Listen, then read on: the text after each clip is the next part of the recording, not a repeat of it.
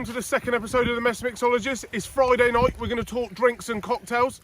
I'm on the beautiful sunny south coast of the UK. It does make me wonder why more of you don't charter here for our beautiful stony beaches, dark grey seas and skies to match. Why you choose to jet off to the Caribbean, the Far East and the Mediterranean is beyond me. Anyway, one day we will do a nice outdoor shoot. For now, we're going to have to go back to the office and I'll talk you through this week's show. See you in a bit.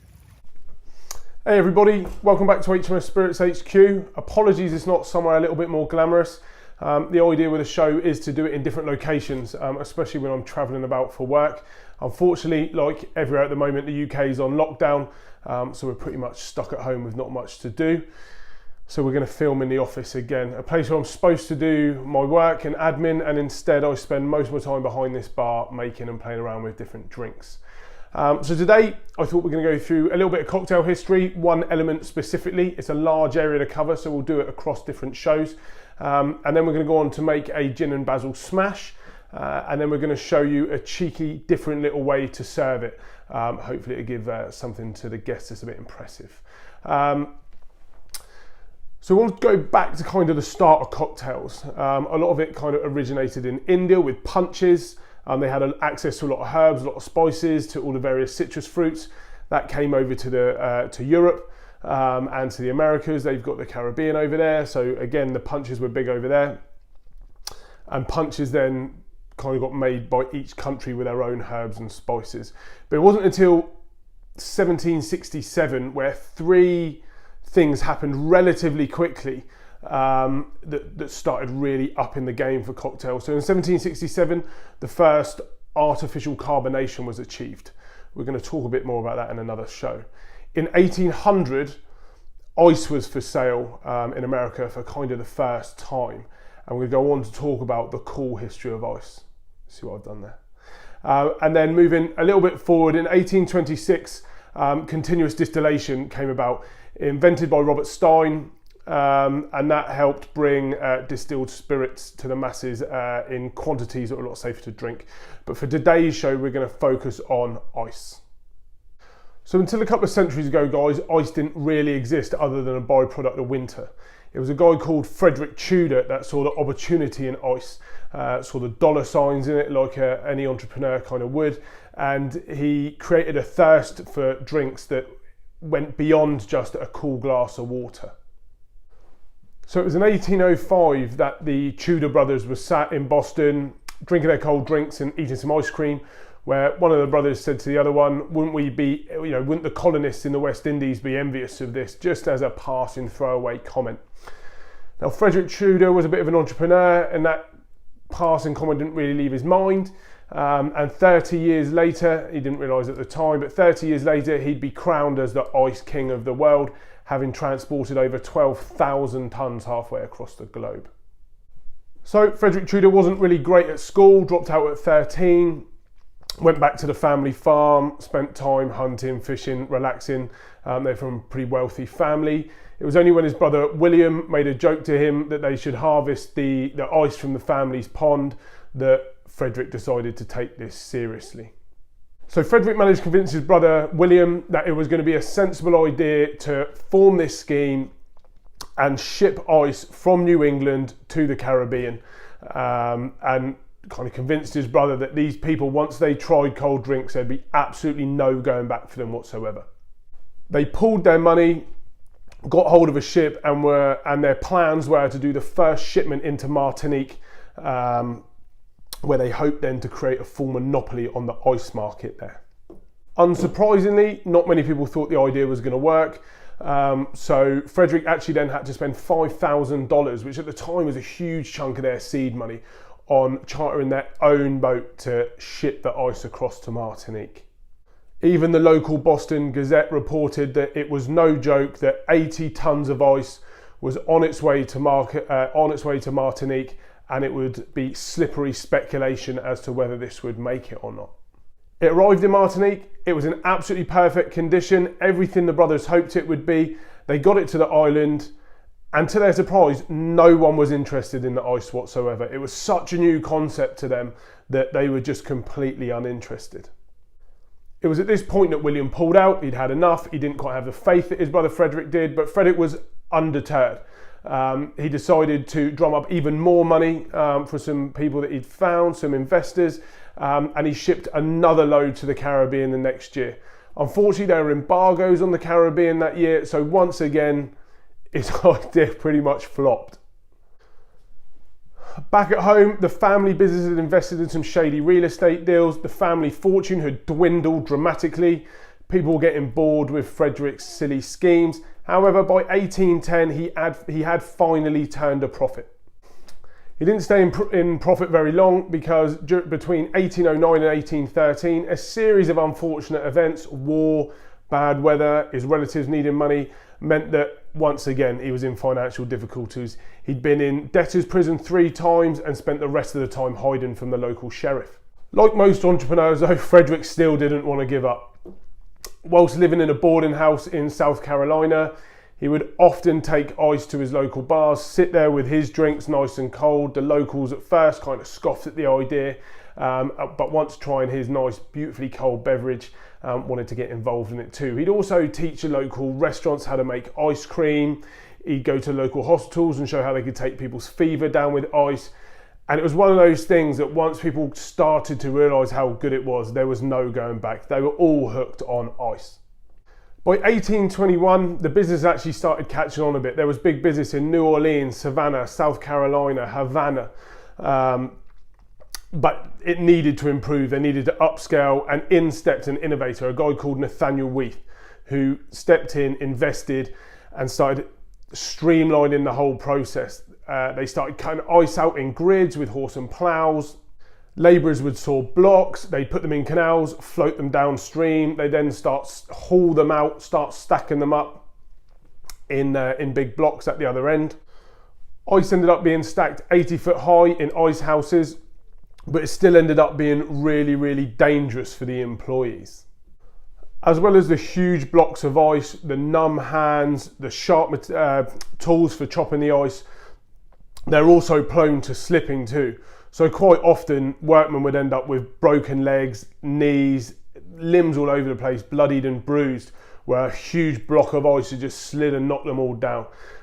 So it wasn't the safest, and they were still only harvesting about 10% of the ice successfully that they had access to. With these new methods though, it still meant that Frederick was well ahead of the game. He cemented his place and owning the monopoly as the Ice King. It was in 1833 where he shipped 180 tons of ice halfway across the globe to British colonists in Calcutta. That venture in itself was so successful it opened up new trade routes between Boston and India. Frederick Tudor died in 1864, a very rich man, but of an industry that in itself had started to decline. Anyone with their own lake had started harvesting it. Moving forward to the early 1900s, the fridges and freezers had started to become a lot more reliable and people could make their own and freeze it at home. So it kind of was the death of that side of the industry. However, he was long gone by there and a pioneer of those times. The ice industry now, of interest, is worth 2.5 billion. In the pre-made ice cubes that you buy in your supermarkets for your big beer coolers and things, not taking into account the stuff that you just make at home. Anyway, that's ice done.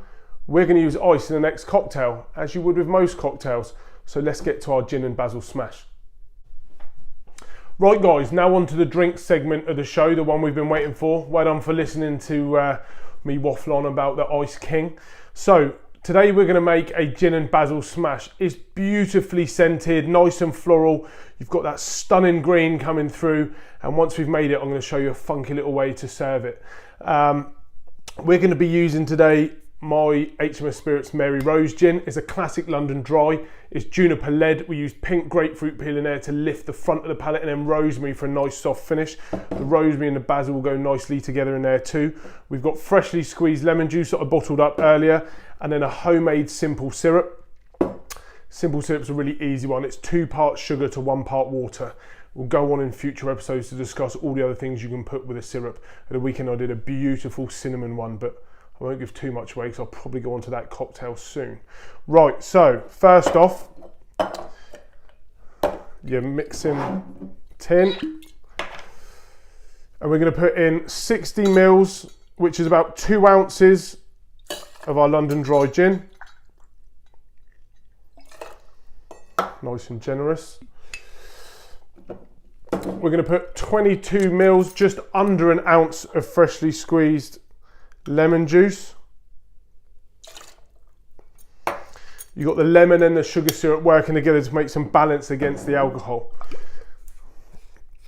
We're going to put about 10 ml of sugar syrup in here.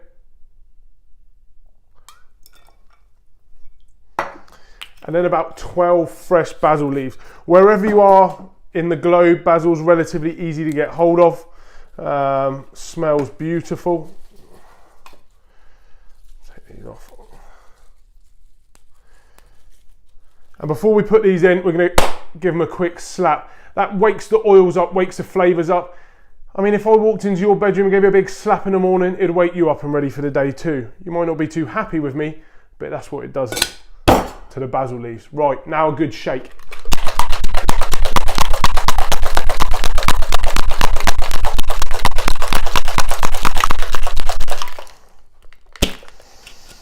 Take the top off. Oh, that smell is phenomenal. In this cocktail, we're going to use crushed ice. I've pre-crushed it because it's no fun for you just to watch me crushing ice. We'll get some ready for the garnish. We're going to use our Hawthorn strainer in there, and we're going to fine strain so we don't get any bits.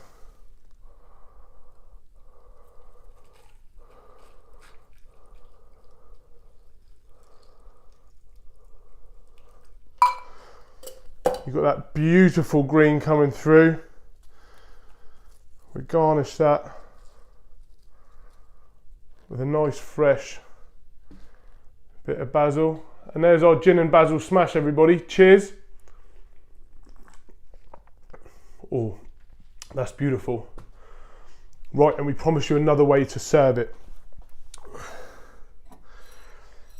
Here's one I prepared earlier. For those of you that might not have seen this, we're going to do a baby Yoda. So first of all, let's just strain that into the glass. The only reason I'm doing that, it saves me drinking 2 afterwards. There we go. Little Yoda needs some ears. And for the ears, we're going to use a couple of limes. His little Yodery ears. So an eighth of a lime. One this side.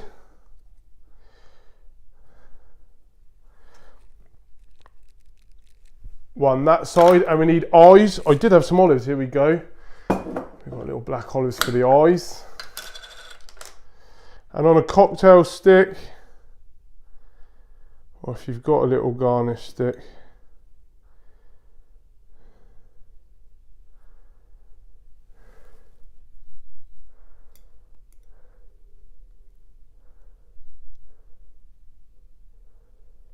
there we go, guys, a little baby Yoda, and I'll put a picture of that close up after the video. Well, thanks for watching. It's been a pleasure to have everybody here. I did mention this episode we were going to talk about eco products. My samples haven't actually arrived, so we'll talk about those next week because they're really important, not only for the globe, but specifically for yachting too. You're so close to the ecosystems, so we'll talk about those next week. And I'm hoping to have a guest on next week too. So stay safe, everybody. Looking forward to seeing you next week. Thanks for tuning in.